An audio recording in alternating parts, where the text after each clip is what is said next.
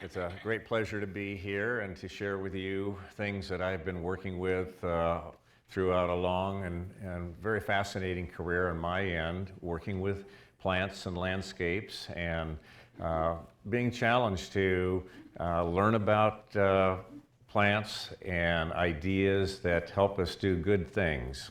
And among those good things are ideas pertaining to using our resources appropriately, using our resources creatively, and achieving, beautiful outcomes from these efforts. And so today I'm going to be talking about one part of the planting design process, as we can see on these images projected on the wall. And I'll be going through a case study. Happily, this case study is in the book that you have today that talks about how to get things started, how to get into the process of thinking about your home landscape and possibly imagining it as a garden environment as an outcome. So in this regard, what you'll be seeing today are some of the images that are contained in this booklet that Pam Pavella had put together and been the principal author and organizer for. So happy to be able to show this to you.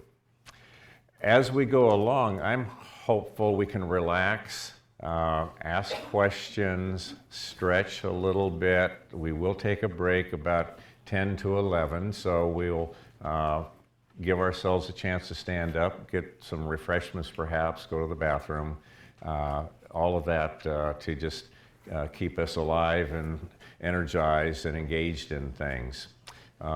This is something I commonly do in my classes as well. There's this threshold before we need to move.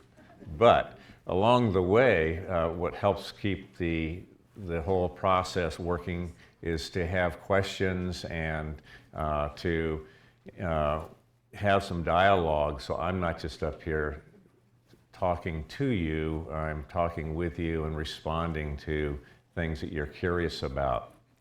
In this process, we are videoing the presentation, and for those of you who are curious and wish to ask questions, you will have a camera directed towards you, potentially a microphone to hear your question. I'll repeat it, but we want to try to make this a recording that has some value on a website for other people to view.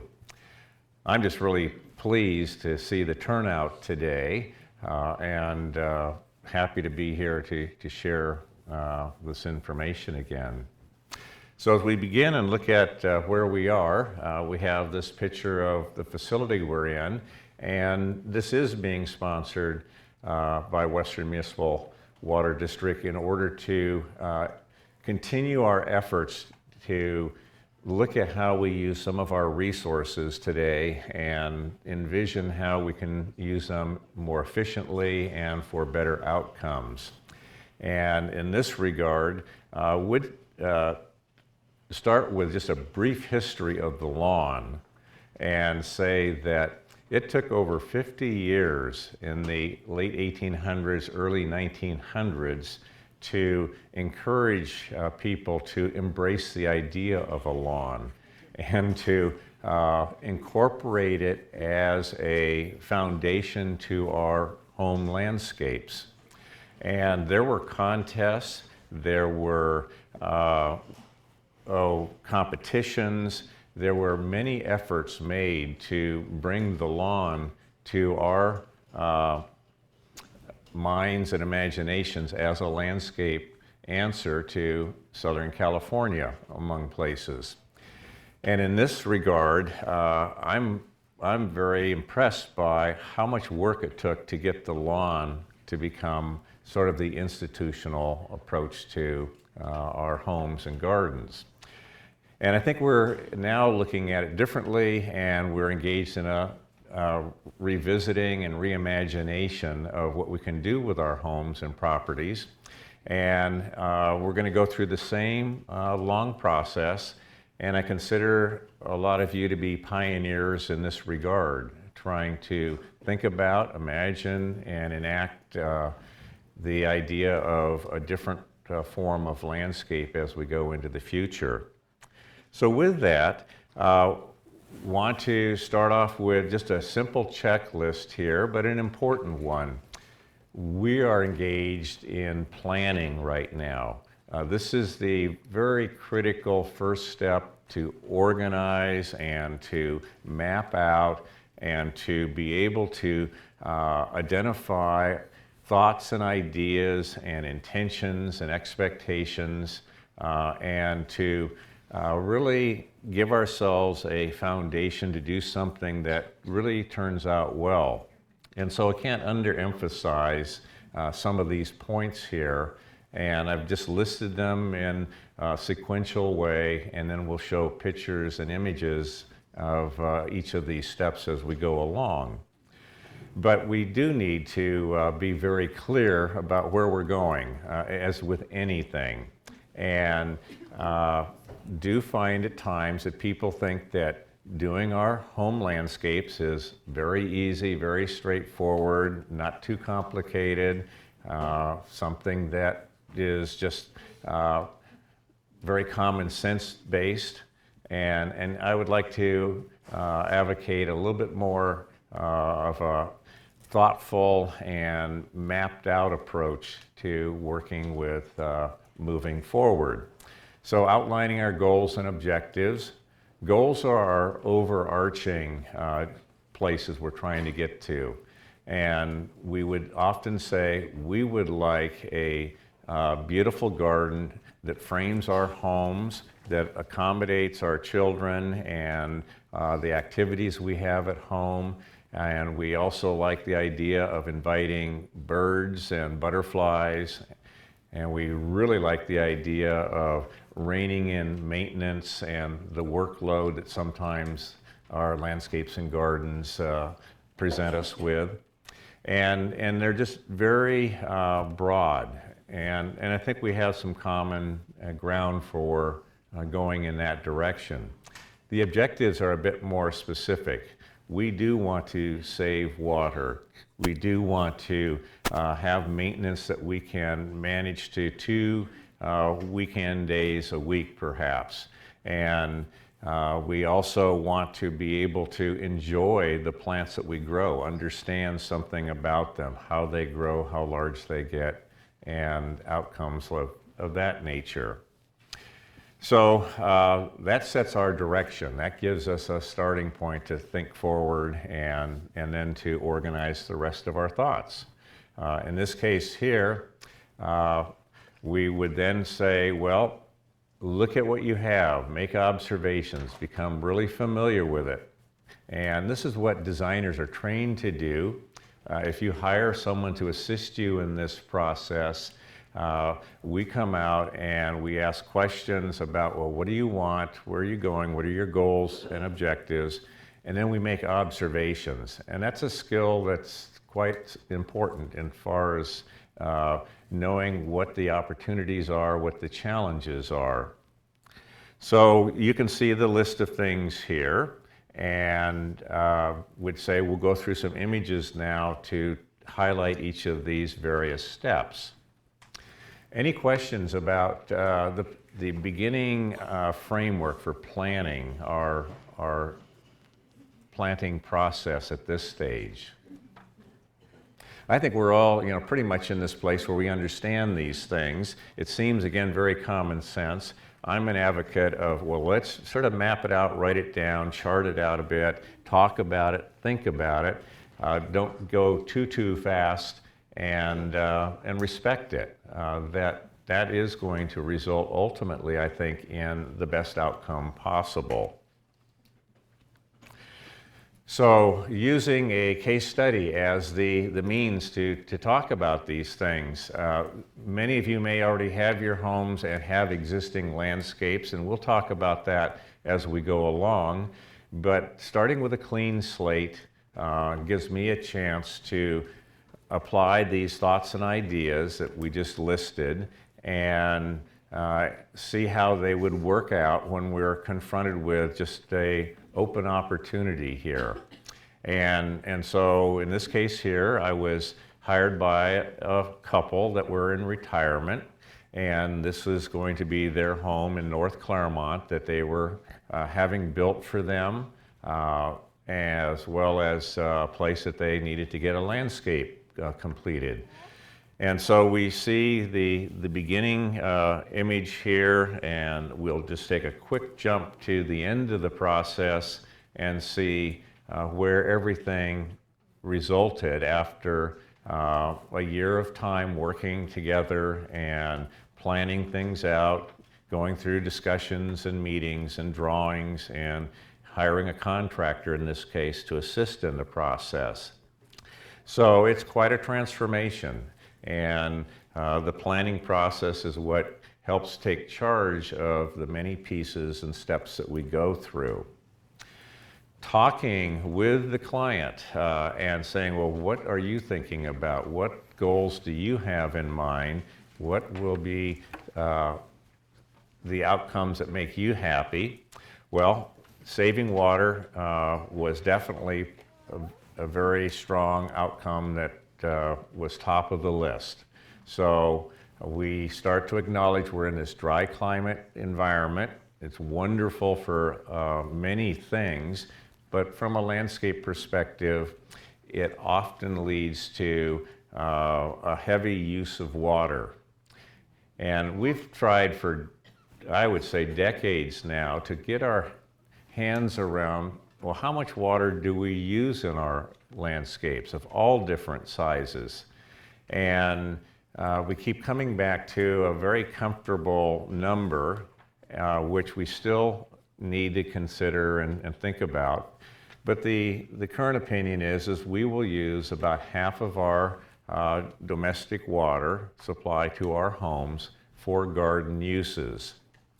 And that is considered excessive at this point in time, that we found water to be available, affordable, and we like our gardens, and we very often invest that water to achieve the outcomes we want.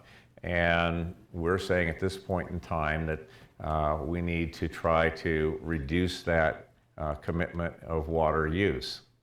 And what would be a good outcome from the adjustments we're talking about?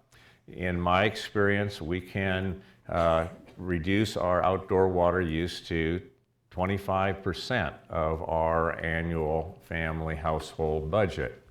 And so that's a meaningful change that we're looking for. But in addition to saving water, we want to do it in ways that produce the landscape we like and are interested in. And in this case study, the home had a bit of a Mediterranean style architecture. It has a quality about it that suggests that it would be a good architectural fit for a garden that does have some of the plants that come from the Mediterranean region, the olive tree, the rock rose, lavenders, plants that are quite beautiful and iconic in various ways. And in this regard, it fits with the home, and it fits with the climate, and it is in alignment initially with saving water. We also realize that the landscape, in addition to being beautiful and functional in various regards, we want to use the landscape to create microclimates and outdoor rooms and spaces, provide shade, provide some heat relief off of some of our patio areas, entries, all of these things. And in this regard here, this term climate relief, we're really using plants now to help mediate between the hot, sunny conditions that we have during our summers and produce outdoor areas that are comfortable to be in, particularly in the long summer evenings that we have.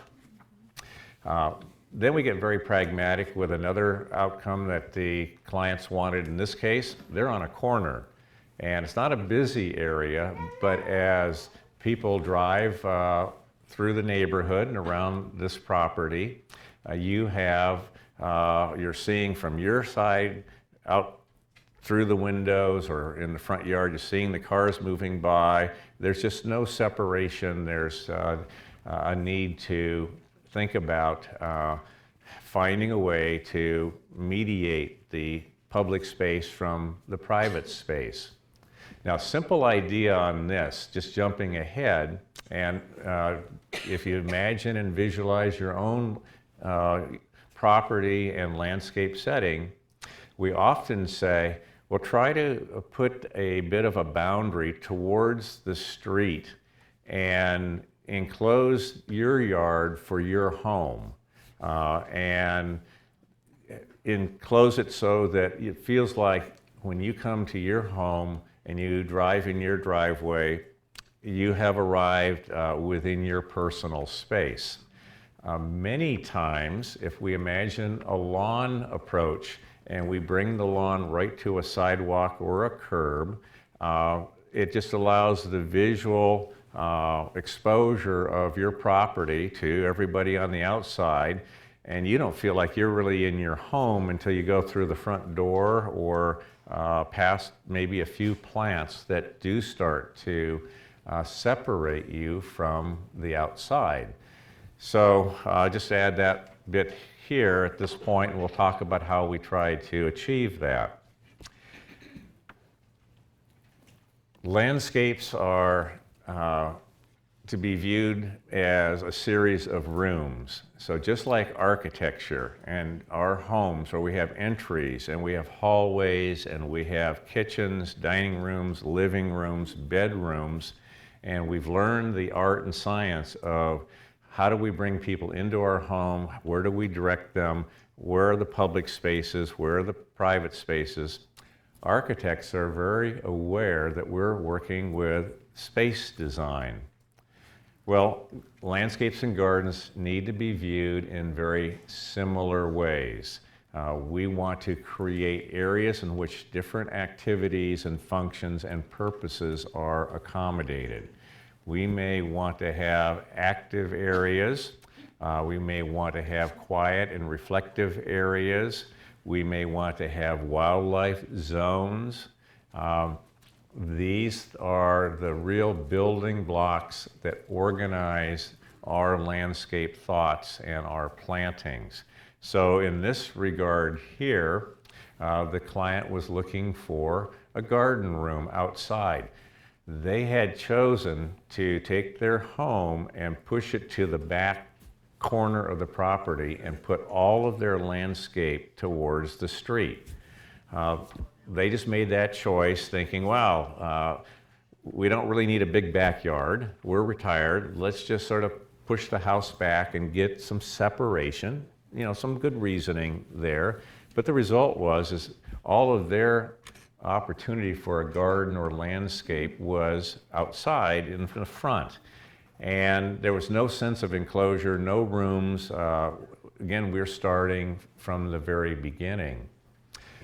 I would hope all of us could visualize that if we want to have, for ourselves to come home, we have a room that greets us as we arrive to our home, either walking or driving, and that from that sense of arrival and the space that is designed to receive us, it also directs us towards the entry, and we go from the big outside to our property and towards a landscape room that precedes our front porch and entryway. We would like to have that nice transition, and we'd like to go from outside to inside in an enjoyable, creative way. And we're talking about rooms here. We're not just talking about scattering plants and putting some nice visual foreground between the road and our homes and frame it like a picture. It has much more potential, much more value and usefulness if we think about rooms as part of our organizing planning process. And then low maintenance. And what can I say? Plants grow, plants drop leaves, and we can do things that manage maintenance. Low maintenance is a bit of a misnomer. I think we can organize it into focused work activities and a series of times each month and throughout the year. And if we schedule it and plan it, almost like anything else that we do, that really is what makes it manageable and not feel like it's overpowering and excessive in ways. And we'll talk about ideas that we feel bring landscape maintenance into a reasonable perspective. So I get this all the time: low maintenance, no maintenance, and I'm starting to resist those thoughts and say, gosh, you know, many good things come with a little bit of work here, and I think landscapes are really good and a little bit of work is needed, and engage you as well in that process, thinking that our commitment is helpful in achieving fulfillment and enjoyment of what we have here. The no deciduous trees. In this case here, this client, the husband, had to rake leaves when he was a kid. And he was really harmed by that. It scarred him for life, so to speak. And he said, no deciduous trees. And so we have our biases, we have our personal experiences here. I sort of smile inwardly and say, well, evergreen trees shed every bit as much as deciduous trees. And they actually do have cycles too. Some will sort of sprinkle all the time, but many evergreen trees, hey, their renewal cycle is in the springtime too. So they hold on to their leaves and they generate new leaves, and there's an overlap that occurs to where you don't see bare stems and branches, but there's a real cycle of droppage that occurs. And so, fine, no deciduous trees for this project. We go with the evergreen. So this is where now we say, take your time and look at what you have, think about it. We have our meetings, we talk about, let's plan. Think about rooms. What are all the things we do want to accommodate? We'll take it all, we'll try to sort it out, organize it, and yet the real now step forward is to look at what you have in terms of real conditions. And many of us have some existing trees. They're the element that survives the longest and often dominates the landscape, and we need to assess those. In this case here, this property only had one large and mature California pepper tree, and it wasn't near the home, but it was happily, it was preserved. And it's something that adds to the character of the property from the beginning. It's just not completely without plants. Now, I like to tell my students these days, as I come to class, I am 25,750 pounds of biomass old. So I challenge them to equal me in that regard, and happily, they're mostly millennials these days, and I'm a clear winner. What you have to, what I think about, since I study plants and I'm a plant geek and I really enjoy them and would love to excite you about the joy of having a plant or several plants or your whole garden be so fulfilling to you, because these are living, life-sustaining parts of our planet. In fact, they're the foundation of life on this planet. Plants have one function. It's not to look beautiful. It's basically to take sunlight energy and convert it into biological energy. And that's what we need. And as plants do this, for every pound of growth that they add to their system, that's equal to one person being able to live for one day. So just think about it. We need a pound of living plant to help sustain us on a daily basis.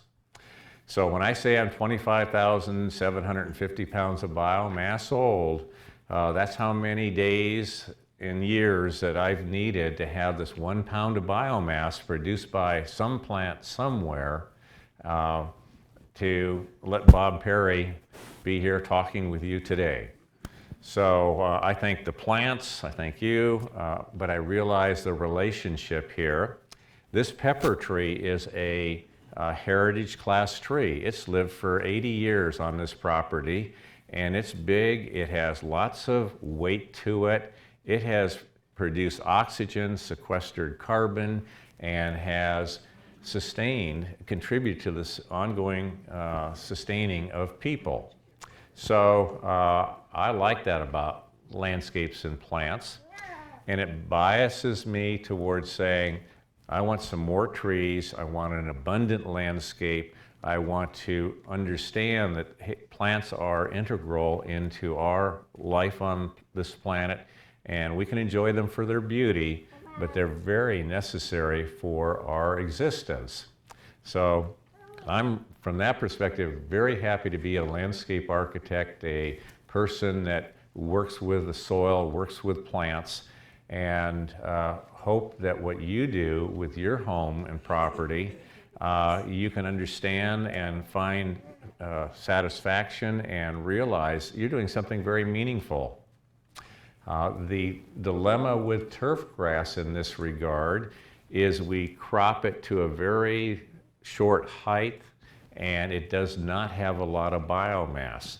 We let our trees grow, our shrubs grow, we keep them in proportion and balance, and they are really the big producers of our urban landscapes. We can all contribute to this.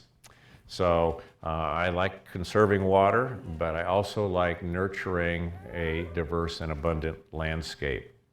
But we look at this here and we say, gosh, here are the conditions, and we want to achieve these wonderful things for ourselves and the environment, and yet, hey, we have a lot of sun here, we have this well-drained soil, we have a sloping site, we have a lot of pragmatic things to look at. The entry is not very beautiful.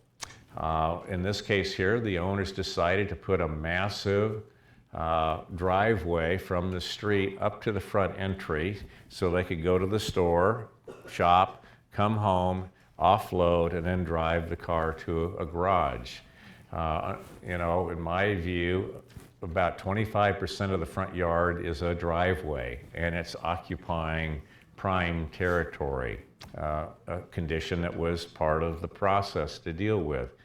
But the observation is reflected light, harsh, severe. Of course it is, there aren't any plants here, but we're seeing the exposure conditions that we have, and we are all along continuing to ask, what are we looking for? What do we want in our landscapes? And we make this effort to just be thorough about our thought processes. So this is called brainstorming in certain ways, and in schools regarding design, we try to overload you, we try to suggest frameworks, we get you so engaged in so many things, knowing that the conscious mind can't accommodate all of it right away, and we have to sleep on it, have to distance ourselves from it, drive around the neighborhood, look at things, and our subconscious mind really sorts through and does a phenomenal job in reducing things down to the essential things we want to accomplish and the conditions we're dealing with. And so I'm presenting to you a lot of things to get engaged in, and it's overwhelming, and it can be enough. I just want it to be simple and straightforward, and I'm not making it that way for you. I'm saying really get into it and talk to friends about it. Go to botanic gardens or demonstration gardens and do some reading. I think you're probably already doing that. That's why you're here, and I'm hoping to energize you further, as well as say, this is what I've learned after all these years, is what will enable you to achieve something really good with your landscape and plantings that you choose to work with. So, taking it a step further now, we say, great, all these thoughts, all these ideas, goals, objectives, observations, what do I want? Where do I want it? Here's a book that suggests a planting treatment here. Do I use that? It is confusing, and we do have to make efforts in the planting process to sort it out and map it out. And so you see what I present for clients that is a diagram approach to putting things down on paper and organizing the big pieces. So like the chapters of a book, I want to know where spaces are going, and I want to know what those spaces are doing and what the purposes and functions are. I want to diagram it, and I can diagram it in 5 minutes, and then I can re-diagram it a different way in another 5 minutes, and I can look at alternatives. I'm exploring and attempting to discover ideas. And many times when I use the word discovery, we're talking about just that. We draw it one way and we think about it, and then we say, oh, let's try this thought or this idea. Now, along the way, we have certain preconceived thoughts and ideas, but we still want to go through this mapping out and diagramming. You don't have to be a designer to do this in a technical way and in a using computers and tools like that, but I encourage you to the best of your skill and abilities to measure your property, draw a simple site plan view drawing of it, and to start to develop thoughts and ideas on paper that represent how things may get organized. So in this case here, and looking at this front yard, and now you can see the driveway and its location and footprint on the front yard area. That's a vehicular space, and it's large and very harsh in a lot of regards. But we look for where we want to have our outdoor rooms and our pedestrian circulation that's diagrammed with these dashed lines. And this step, we feel, is really helpful in having clarity about where things should go and how they connect, and to think of the idea of rooms and really say, we're not trying to create a landscape that all we do is maintain something and has very little other purpose. We really want to have a landscape that really is very functional and purposeful. So I've been droning on. I've gone in my lecture mode here. You guys are doing really well. My class, they're starting to nod off about this time, partly from, having been up most of the night working on other projects. So, but again, just say any questions as I'm going through this. Yes? It's one more time, please. Do you do soil testing on site? Yes. So the question is, do I do soil testing? And that is part of the process we go through to make sure we have the conditions that are good for plants, or know perhaps how to modify these conditions. I made a very strategic observation on an earlier image where it said Stony well-drained soils. And would say for a moment, for many of us who have our landscapes, drainage is perhaps the most important asset you could have. So if you have stony, well-drained soils, you can amend, and the fertility generally is good enough, but it's the drainage that is so critical for healthy plant growth. And so if you have the clayey soils, which do occur throughout parts of Riverside in this inland region, you really have to work hard to get the soil drainage in a way that plants really can grow and thrive within. For good plant growth and performance, what they need is oxygen, moisture, and nutrients. And what we commonly don't hear about so much is oxygen is often the greatest limiting factor in the health of our plants. And if the roots of our plants do not go below 15, 18 inches due to how tight and dense the soil gets, and when we do get rain and the water goes to that depth, it crowds out all the air, and roots don't thrive in that environment. So the roots need oxygen. All those conditions are mostly towards the surface. And when we talk about irrigation and rain, the surface gets the most moisture, and the light rainfall or short irrigation cycles just keep the top layers damp, and it's the deeper layers that don't have that moisture.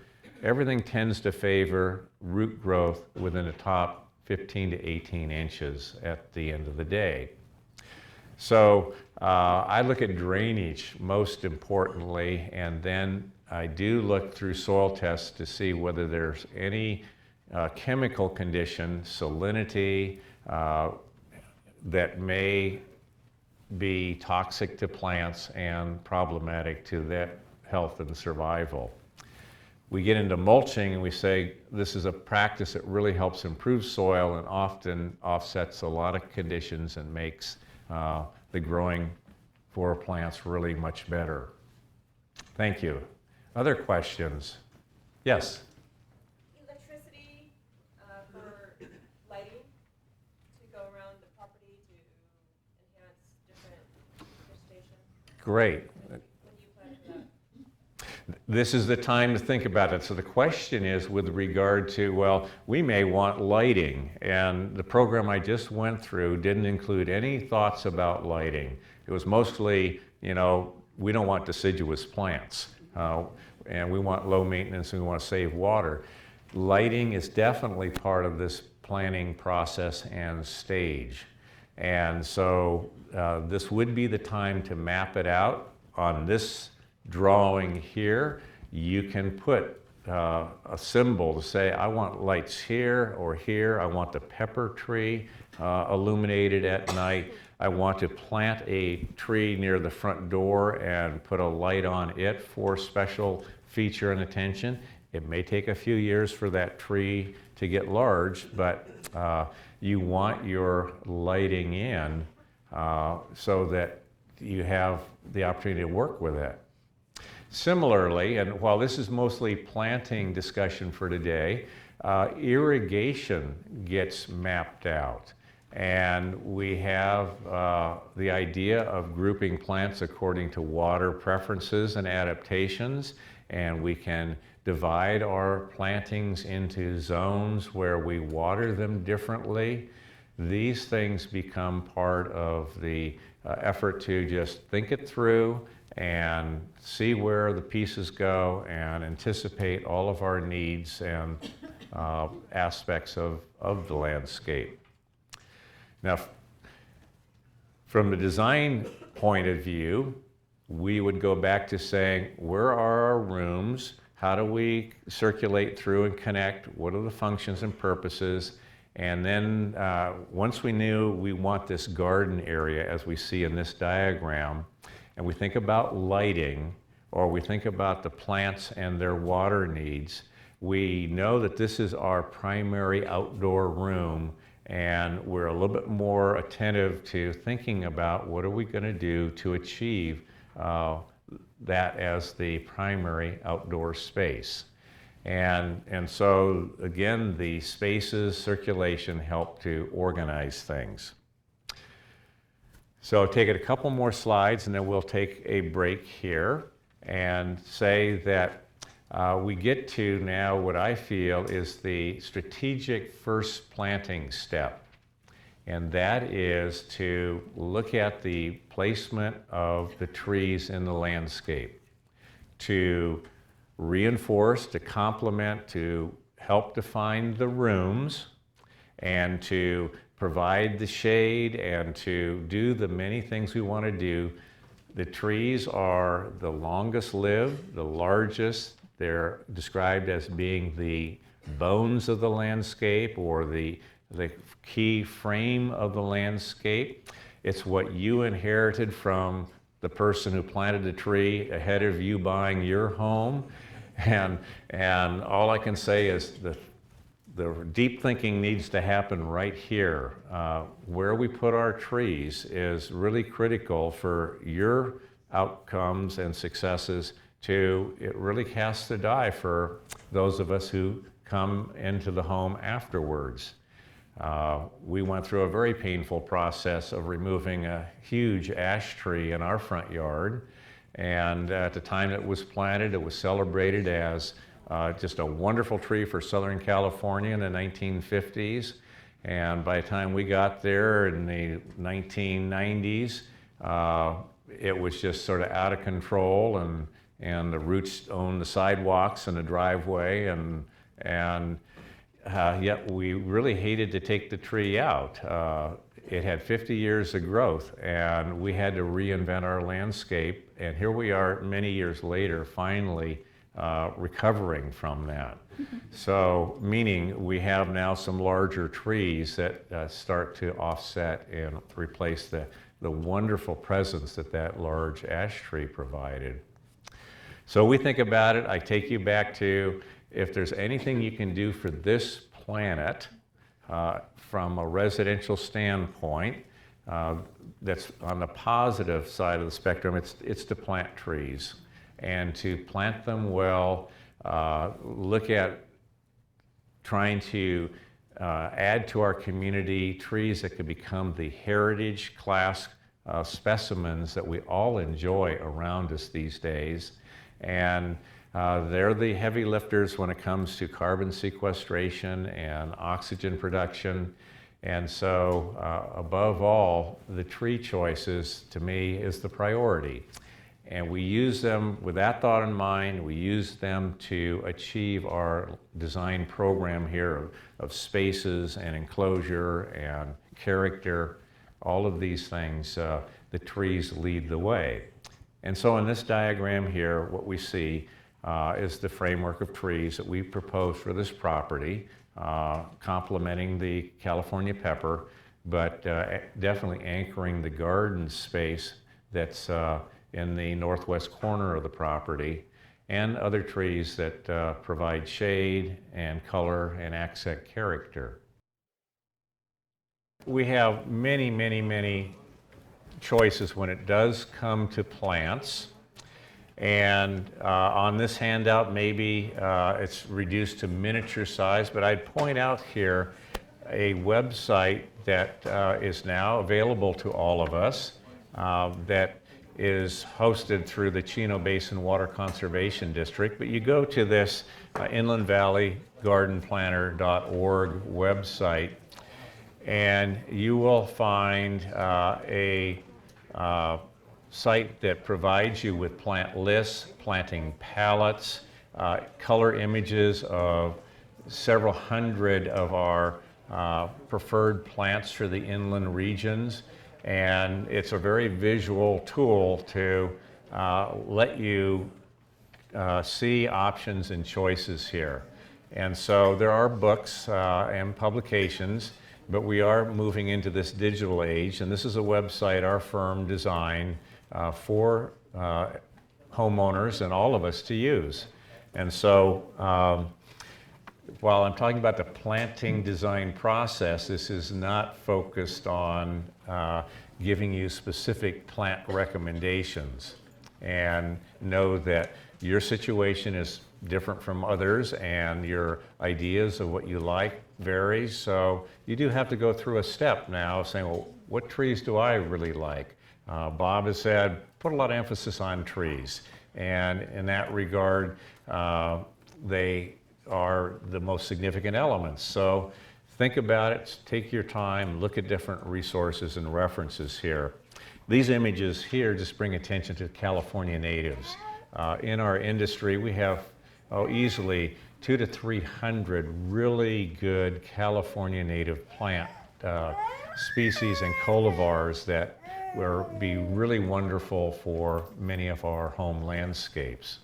Beyond that, we've imported plants from all around the world, and the current references are bringing attention to those that are most suited to drier, warmer climate conditions and areas where we want to save water and other values.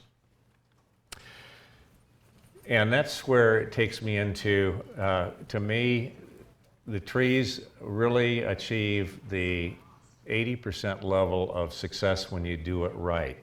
We bring in our shrubs, our ground covers, our perennials, our annuals. We add the detail, and do want to say that's highly important. We get very connected with that.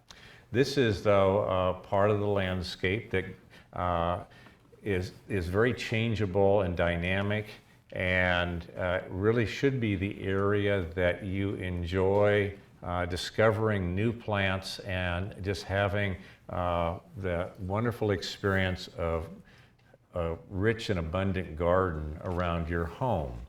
And that's where many of us have found, gosh, we just want these excellent plants to fill our gardens and to make us feel good as we do come home or spend time taking care of things and find fulfillment and satisfaction with the whole landscape picture.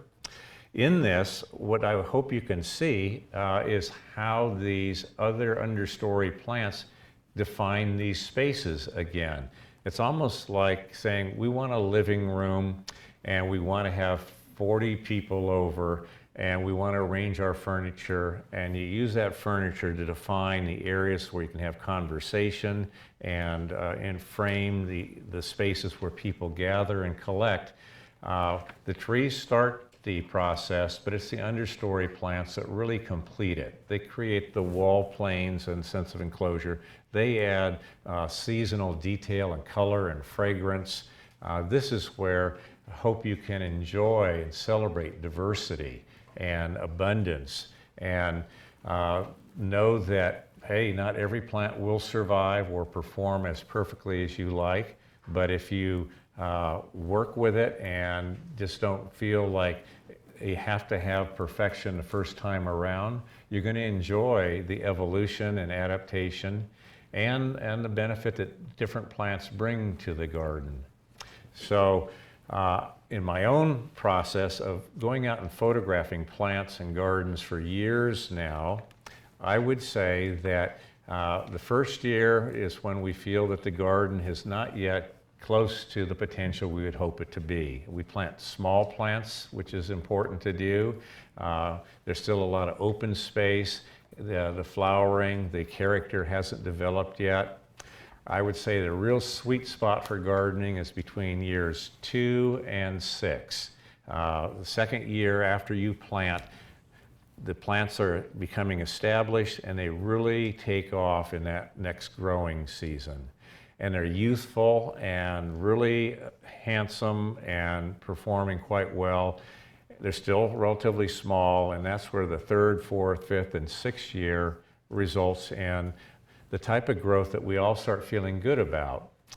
Well, in order to achieve that too, we're wanting to say that by 7, 8, and 9, some of the faster growing, colorful perennials are burning out. And the design person understands this, and they've actually used them to achieve wonderful garden outcomes in these initial years while waiting for some of the slower growing plants to start adding size, developing their character, and they step in years 6, 7, 8, and down the road as the more important components of the landscape. And you're sort of drawn back into plant some more annuals, perennials, color plants to add to the character you want, but that character is pretty ephemeral. I'm not sure that this is a popular topic. We sort of come along and say, let's do our landscape, and we want to put it in, and we want it to look beautiful, and years 3, 4, and 5, we're really happy, and then a different type of experience emerges, and that's the nature of plants and gardens. But I'll come back to, in the planning process, we have our rooms, we have our circulation pathways, we have our structural components of the trees, and then we organize the detail plantings around that framework. And this diagram here is just showing how things are being clustered and help bring clarity and focus to the design concept. Before you move on, can you talk about the turf on the outside, the last slide? Okay. What the thinking was for the turf? Great. So, two things. The question is, what about the turf? This plan has some turf. This is in the city of Claremont. It's a landscape conflicted city. That's probably all are, meaning we're all different. We all like different types of landscapes. We've gone through the age of turf grass. We still like it. It's still actually a very good option when it's managed to appropriate size and functionality. So I feel it's a reproportioning, redefinition of how to use it. In this case here, what we did is there was a crescent of turf grass put along the street side to maintain community character. So this was sort of the gesture to put the clean and neat edging on the exterior and still maintain a sense that fits to the community. And then right behind it, you come into the landscape that belongs to the family. So this is a bit of that idea of we want to have the landscape really embrace the home and be for the home. And we do have, though, a community to interface with. Another question. Inquiring minds want to know, what is that band on the outside with Oh. the little circles? Thank you. So that is a stone cobble easement that the city has required the developer to put in. It's actually the perimeter drainage, surface drainage system on the street. It eventually goes into some storm drain inlets and into a storm drain system. Happily, these days, we're learning to design landscapes that will capture most of our water and retain it on site and infiltrate that water without running it off. And we're dealing with all of our communities having so much paved surface that the runoff is overwhelming the storm drain system. And so we're passing ordinances and guidelines to do new landscapes to retain some of this moisture. But that's what that is there. Thank you.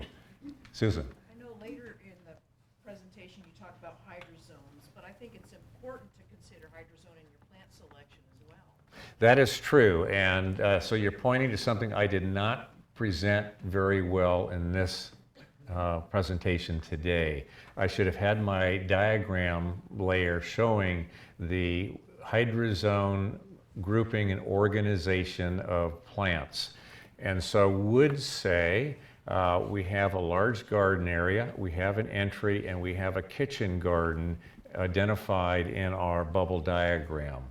Those are the priorities. That's where I would invest my water, really detail the plants, have the maintenance be ratcheted up to achieve the best outcome, and then it starts to relax past that point.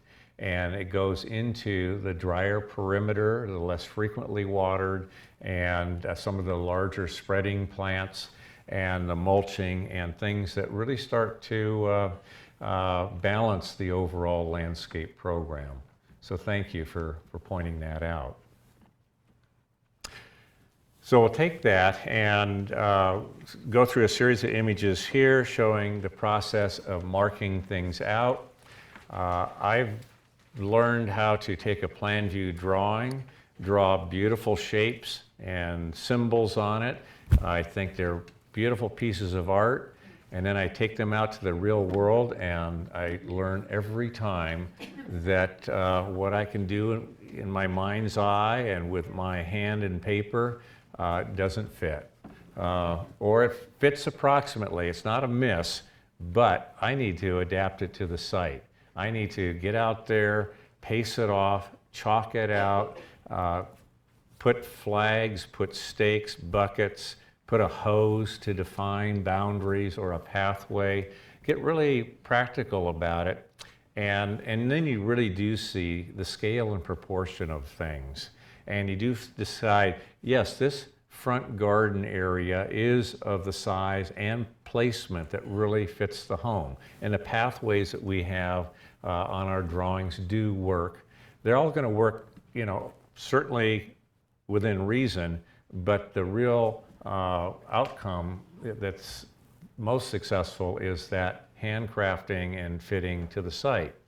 And so I do this all the time, even after all these years and pounds of biomass. I still have to get out there and walk around and make field observations with regard to the planting. We had a question in the break about slopes and soil and water depth. To my thinking, if you have the chance and it's a new property like this, site grading is really the place where you achieve the greatest long-term benefit of all of your planning efforts. This is where this site was sloped. So we level it for the garden. We didn't want to have a garden on a slope in this case. It didn't take a lot of grading, but as you can see here, a little bit of soil movement, defining a temporary boundary with this bender board header. We now sort of frame what's going to be the garden room. But beyond that, with how we grade, we will be able to capture water from rainfall, or as you'll see in the irrigation, all of the shaping you do creates variations in growing conditions for plants that are very meaningful. And we just generally say flat or consistently slope is the last thing to want to have as your foundation for planting. Work with it, try to imagine it somewhat as clay that can be shaped for very good purposes and outcomes. We move forward here, and part of this landscape was to take advantage of the stones that were exhumed from a little bit of grading. A few stones were brought in. Claremont has an abundance of stone. They have quarries, so Riverside does too. These regions love to use that material, and we are all in the process of putting things out and around, being flexible and adaptable, and trying to, in the moment and in the field, make those critical adjustments that affect the outcome in a really positive way. So this is just a series of shots with pieces of the program coming together. We've gone through the process of selecting the plant types, which is a separate step, and now we are working with them and arranging them. That's the question. Did all those rocks come from that site? A good number of them did. Now, what you didn't see in the earlier pictures was they pushed the home to the back of the property. They graded that terrace for the home pad level, and all these boulders got pushed into the back corner. And so we had a wonderful stockpile of these granitic boulders. And use them to our advantage, I feel. This is the time too. Again, the drawing shows symbols, suggests this plant goes here and this plant goes there. In my designs, I can get about 80% of the planting arrangement correct. The remaining 20% is artistic license and field choice as to adjust and move and place things around. So my skill level, I would say, is coming from the big pieces down to the small pieces. And then when I get to the real detailing, it's field work. That's where I can be most successful. For me to do it on a drawing, it's really hard. There's another question over here. Yes? Yeah. Can you talk about a practical way when you are planning? I know a lot of people make the mistake that they don't look down 5 years and see how large the plants are. Yeah. And they don't put the same species of plant together, a native and maybe one that needs more watering. So what would be a good way, a practical way? Do we do a board with our picture of our house and then put the mature plants as they look 5 years? That's a really tough, the question is, how do we work with our plants, select them, place them in ways that in 5 years' time, they do not just become too large and crowded. That's probably the most common outcome versus the plant them too far apart and they're really tiny and they just never achieve the potential you want. And I'm gonna knit this into first saying plant small plants, 15-gallon trees, something where nurseries had enough time to create a standard single trunk if that's the form you want, and it has a nursery stake on it, but it's a tree at that time, and it takes a while for that to be developed in nurseries. They're skilled at doing that. But the 24, the 36, the larger, of all these plants, they grow too quickly, and the planting and the soil amending and the watering enables faster growth on the smaller plants. Well, then we get to the other end of the spectrum of even the shrubs that can get quite large. We have a hedge you can see coming into the foreground here. They're 5-gallon plants, Ligustrum texanum, nothing special, spectacular, other than it's a really functional hedge plant as it matures. But look at the gap and spacing in between.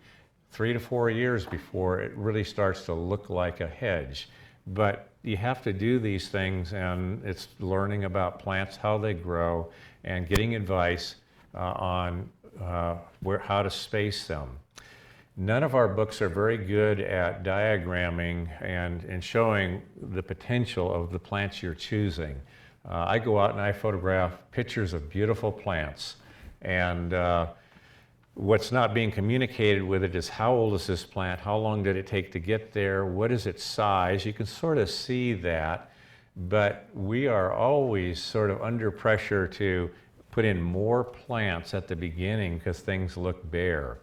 Mulching helps offset that bareness, but it still doesn't offset the reality we need to give these plants some few years to grow.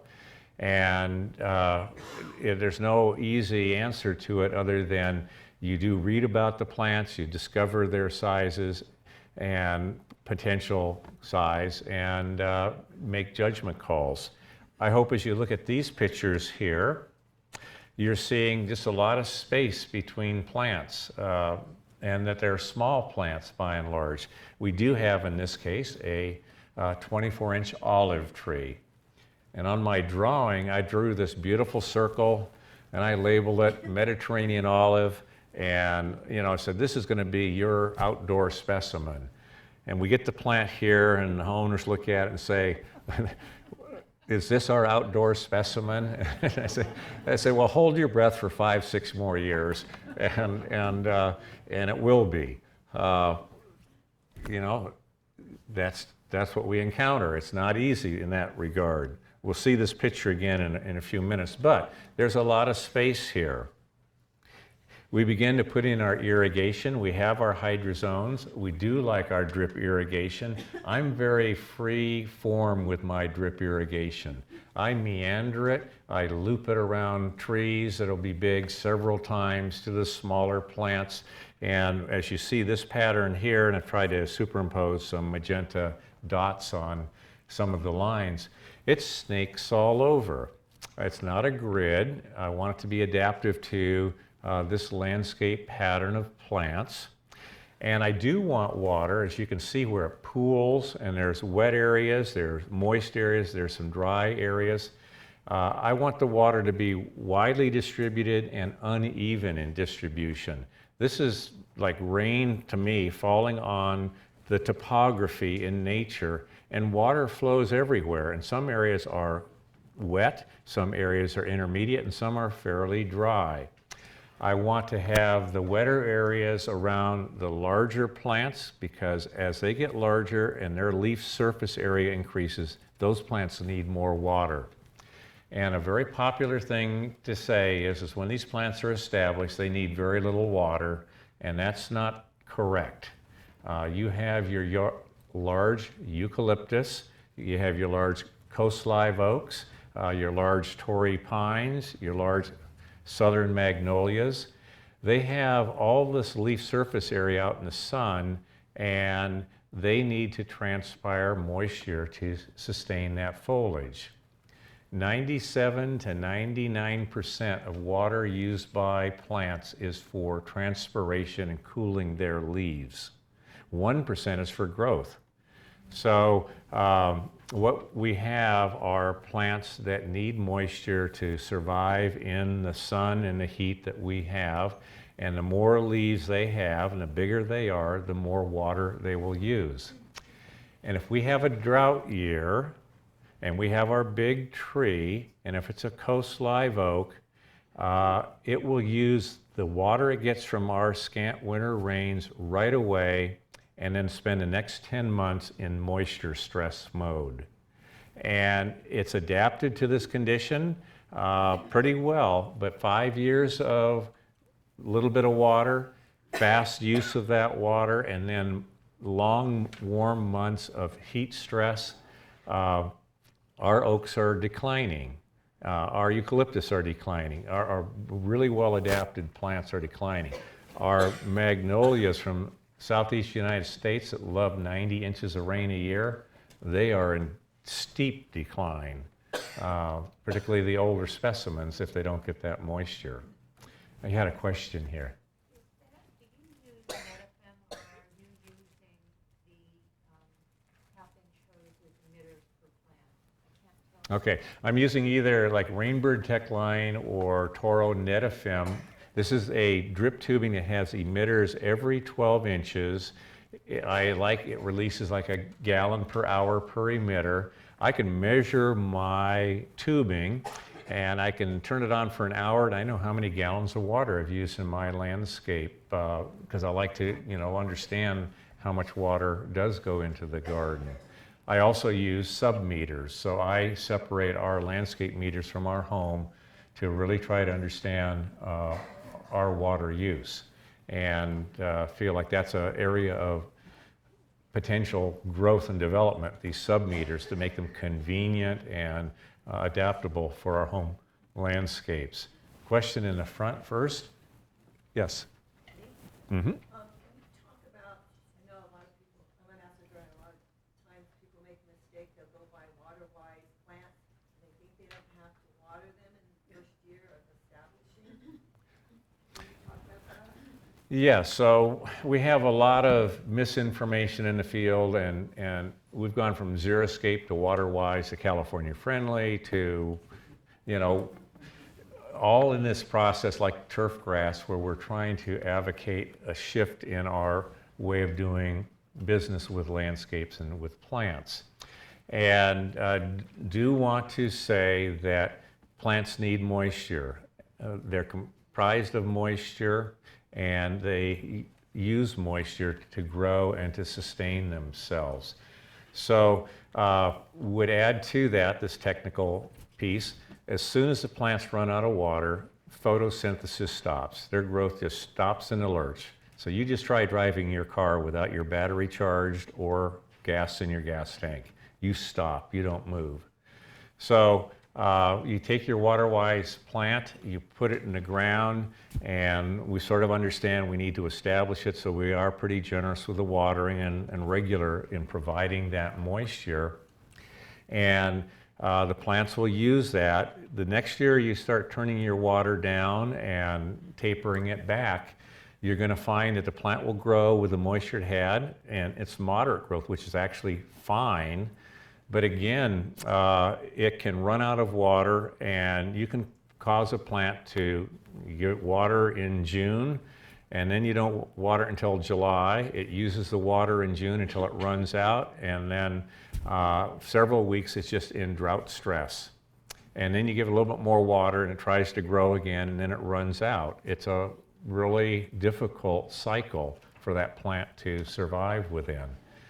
And so what we generally do feel in our landscapes is you need a summer irrigation schedule, and it needs to be somewhat regular.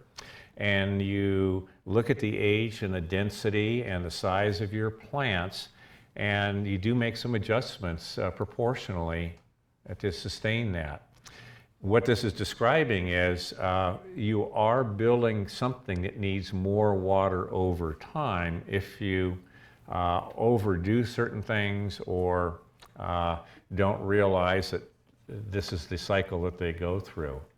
Question? I live in an adult community, and I noticed quite a few of the people have converted their lawns, and now their trees are in decline, but they put black plastic and then Palm Springs gold. Yeah, so a lot of our trees have grown up with the benefit of turf grass around them and regular shallow watering, and the trees are happy. They're competing with the turf roots for the moisture, and they're growing well. And we are seeing them decline because they are getting less water than they used to. They've grown to a size that the water has empowered them to become. And then it's going to be readjusting through dieback to the current moisture and the length of moisture stress they're exposed to each year. So all of a sudden we get into plant physiology and moisture in a sophisticated way, and the picture becomes a bit complicated. I'll go back to my idea or comment about if you can work to shape your property to have areas that can impound rain or irrigation water will collect, and you target those as the places to put your largest or densest plantings. You're doing things that give you a bit of protection from these extremes or allows the watering to be most effective for those most important plants. And so I'll go back to the trees again and say, yep, I want these trees, I want all their benefits that they provide, but I have to provide the water for them. And I still will say, done properly, we can reduce our 50% per year average water use to 25% very comfortably. It would be a shift to different species of plants, different landscape practices, and you're beginning to, perhaps through reading and presentations like this, discover there's a bit of science to it and challenge to it. And the more you learn about it, the better equipped you will be to make certain decisions. There's another question back here, yes? How do you determine the usage and size and placement of the stones? Please ask that one more time. The stones that you have in your diagram, how do you determine the size? Oh. Where Okay, so the question is with regard to stones. We build sidewalks, we build rooms, we use stones, we use trees. These are sort of the framework pieces that we want to get right as best we can. And then the plantings can come around that. It is a matter of trying to, and when it comes to stones, have some hierarchy to them, know how many you have. I go through ebb and flow I group and I disperse so that I have a focus and the stones really dominate, and then I extend them out into the landscapes like emissaries, repeating and creating continuity. With plants, I'll put a group of plants here, one species, and I'll take that same species and I will move it around the garden. And this plant moves this way, and another plant starts here and it moves that way. There's this knitting and sewing and overlapping that I'm envisioning in the field. I've done it a bit on my drawing, but this is all part of fitting things together. So with the stones, which are harder to move and more permanent in lots of ways, I still will try to create concentrations, and then I'll try to create islands and separated floating pieces. One project taught me, though, because we get these granitic boulders and they can just get tumbled onto the site and just look helter-skelter as far as all their angles and all their attitudes and all their orientations. And I have learned to pretty much not only bury them a bit, not quite 2/3. I value seeing more of the stone and know that the plants hide these stones as they mature, but I work to level the tops of the stones. So when you look across, a stone can be turned this way or this way, but the top is on the same keel, higher or lower, but I don't do this and sort of tumble them randomly. I use the surfaces to sort of be the element of continuity. And when the sun hits it at the right angle, you can see these stones throughout skipping around, but there is one part of their placement that is harmonious, is consistent. And that carries into plants as well. You know, we like threading things together and linking things. I'm sorry, I have one more question. about Sure. the trees. You were talking about the large trees and then the winter, the water stress that we've Yes. been having. So, for example, right now we've had a really dry winter. So would you, with our large landscape trees that we have right now, would you recommend like a deep watering every 2 or 3 months or something like that to keep them going, or what would you do? So the question is with regard to, here we have a drought year, how do we water, how do we sustain existing plants in particular? And I would water to essentially provide the moisture that a normal year would provide. So it's definitely more than once a month, once every 2 months. If we get 10 inches of rain here, now I'm looking at my drip irrigation. 1 gallon per hour is about 3/4 of an inch of water. I can do the math and I can calculate the run times, and I'd say every 2 weeks I turn it on for an hour, hour and 15 minutes, and I'm getting my inch of water down, and I'm trying to be the rainmaker. Talking to folks at the Getty Fine Arts Center in Los Angeles with all their Coast live oak trees, you know, we're all on the same track now.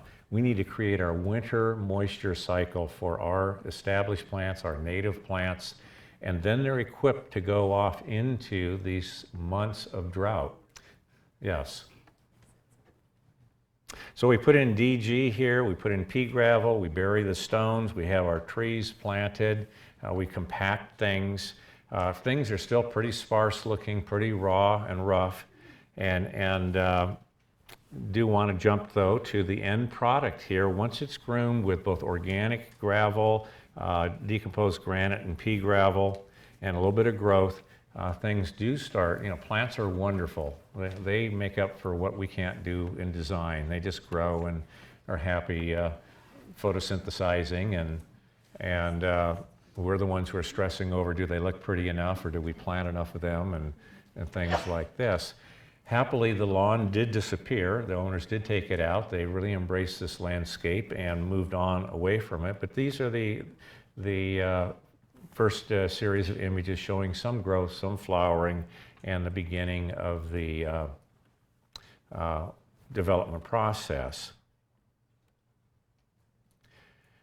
And then we jump further into the picture, and you can see the time it's taken, but manzanitas and agaves and the Australian willows, our lavenders, all these plants are looking really great, and they have wonderful size and color and character.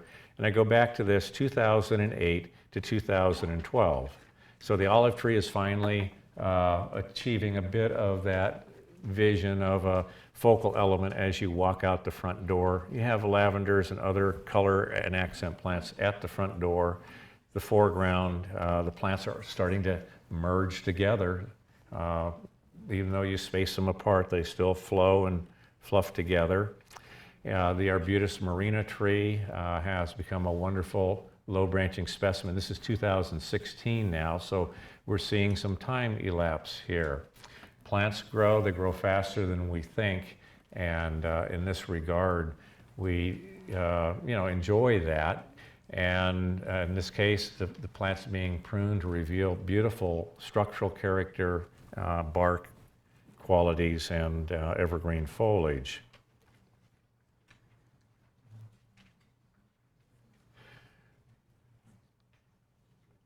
So I'm going to show you our home very quickly as a wrap up here, because we did take out our big ash tree.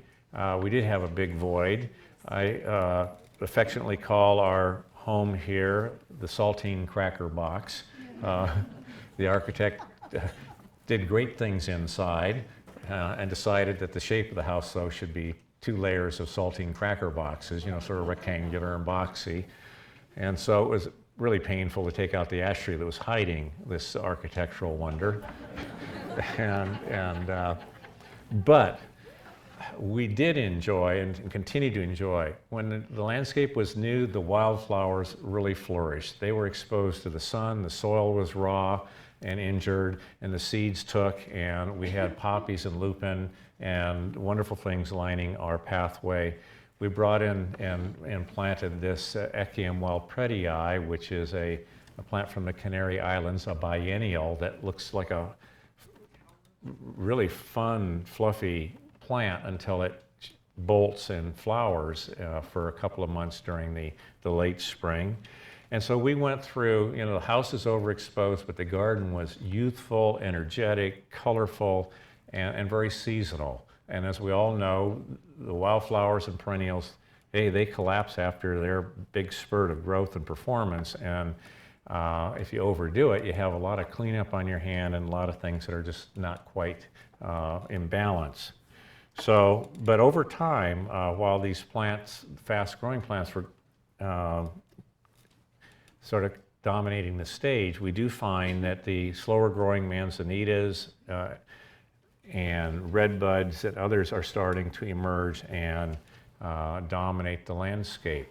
Now, so I understand the process, I enjoy it, and so it takes time, though, to experience these outcomes. We've had a lot of fun in our back garden area working with the reality that with microclimates and our just very generous warm climate environment, you can grow so many plants. And while I enjoy, and the front yard is 80% California natives, we come into the back, we have our vegetable gardens, our compost, our fruit trees, our oaks, we have our succulent collection. I like plants. And you can see we also like some color, and we just like to make this artistic. So we do things like this that fill us with joy and happiness in our home garden. And I spend a lot of time outside. So I bond with plants and the experience it offers. I'm challenged by the need to become more efficient. I don't think sustainability and efficiency and economy means ugly or means limiting the experience and sense of experience.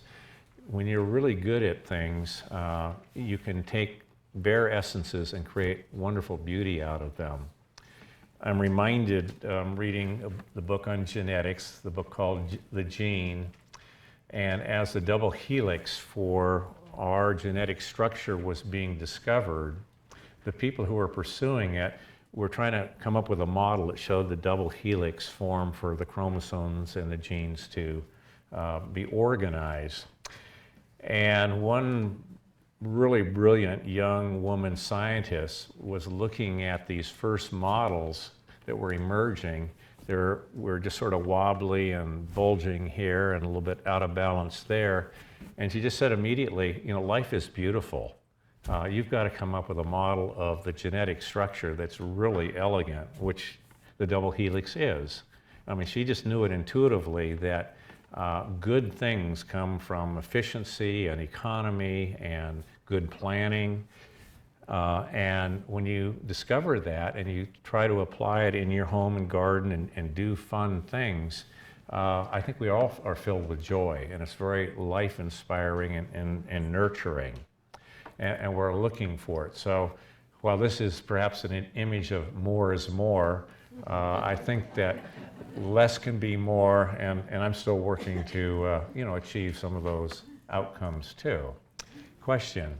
Bob, are all trees created equal, or in your opinion, is there on the extreme end, is there a money tree out there? So from the environmental perspective, the question is, are all trees created equal or considered equal? And so from the environmental perspective, without a doubt, all plants are created equal. They have one function, and that is to capture sunlight energy, convert it into biological energy which sustains them. This sets in motion carbon cycles, oxygen cycles, energy systems on this planet. So they've learned how to survive and live. They do it with leaves, roots, and stems, 3 basic parts. And all of this planet now has close to 500,000 different types or species of trees, shrubs, ground covers, and vines. It's a remarkable story of time and diversity working off just one function, 3 parts, and producing the environment for humankind to share and to enjoy. So yes, they're all created equal. And is there a money tree out there? The money tree is really on the individual scale. I love my plants, so I'm weird. I like my plants, and I bond with them, I talk to them, I imagine them. In this garden here, there is a yin-yang pathway that goes through. I'm not sure if I even have a picture of it. You can see it a little bit meandering between the tables there. You sit in a table that's under the shade in the feminine side of this planet, and you experience comfort and enclosure and security and quietness. You go out to the sunny side, it's the masculine. You feel the heat, the sunlight, the energy. You're all pumped up to do macho things. What I like to do is I like to at times put my chair half and half and see if I can experience the duality that sometimes is used to describe this remarkable life that we enjoy on this planet, and blend the two. Lean a little bit this way and lean a little bit that way. Do a design that's a bit this way, that way, or both. Landscape can be filled with lots of learning, and that's what I've discovered. And so in trying to present to you today this talk on planning it, I talk about these things because these are the outcomes you discover. And if you really engage in it, it's just a wonderful thing to do. Our home landscapes are just great opportunities for us. They should not be seen as chores, tasks, problems, burdens, work, in those ways. Julie? Do you have a recommendation for plant source? So if we wanted to go out and get all these beautiful native plants, where do we find them? We're working on that. I will say, in addition to the Inland Valley Garden Planner, that website, we are, by the end of the year, going to be launching a professional website that has tens of thousands of pictures and plants, and sources are connected to that. That's a perennial and ongoing issue, but know that's very needed. Yes. Just a quick question. I noticed that in the front of the, I guess this is your home landscape, everything's in the ground. In your backyard, it seems to have more plants that are potted, which is something I want to particularly do. My husband likes planting everything in ground, and so that's really kind of a little battle we're having right now. For the sake of saving money, do you find that leaving them in their pots is more cost effective? The question is, potted and container plants versus ground plants. No doubt, plants growing in the ground are much better. They're connected to the soil, the moisture, the energy. They're literally rooted into the living system that's here. So we sometimes keep breaking things into pieces, but the planet's really connected, and plants in the ground show that. On a pragmatic level, you get plants in a container, and a foliage plant like a kumquat tree or a lime tree or an azalea, they can transpire the moisture on a relatively warm day within less than a day's time, because the volume of soil and the moisture available just gets wicked out immediately. So if you want your container plants, succulents. Another thing is roots are killed by temperatures above 85 degrees. We love to get black pots, put our wonderful azalea in there, put it out in the sun, and at the end of a summer day, it's history. It's been, roots been burned, leaves been burned, it's dried out. You can have a bit of both, but go towards the succulents when it comes to containers. There's a question here. Do Yes. you have your potted plants and that vegetable garden that you've made concrete planters with? Do you have them all on drip systems, or do you? Yes, they're all on drip. Not all of the plants and containers are on drip. All of our perimeter of our yard is where we rake all our leaves. So we have a big moat around our garden. And there's drip irrigation that threads through it, and tubing that comes into some of the raised planters or pots. So we have been very creative and inventive with the flexibility of drip tubing. And I still like to go out and turn on a hose and water. So some of the plants just have no water, and I'll do that once a week, and that's therapeutic to me. It's a good example of do as I say, not as I do. So, The therapies. yeah, right. So the therapy is important. So don't think I am perfect by any means. There's a lot of things I've learned, a lot of things I try to practice, and I think I'm very much like all of you who we make our judgments and choices and do the best we can. And happily, working with plants is a happy experience for most of us. Yes? What portion of hardscape do you generally want to go to in your landscape? Say it one more time. What portion of hardscape do you like to apply to your Oh. The question is there a proportion of hardscape to possibly use as a guideline for a landscape area? And I don't really have a complete answer from that from a design perspective. Increasingly, what we're trying to do, and this is part of the water future, if we had new property and we look at our roof area from our homes and from our driveways, the hard surface essentially, and we get our 10 inches of rain in Riverside, and we had a 50-50 relationship between landscape and paved roofed areas, and we capture 90% of that or 100% of that hardscape runoff. We now have 20 inches of water to work with. It's winter weighted, of course, but that is really important. It gets us out of the near desert climate into the Mediterranean zone. We're giving our landscape a big gulp of water, hydrating our soil, recharging our groundwater basins over time. And so that 50-50 gives us that 2-to-1 leverage there. If we, like in Los Angeles, have 80% pavement and 15 inches of rain, you can end up with 45 to 60 inches of water available for your landscape area. Too much in that.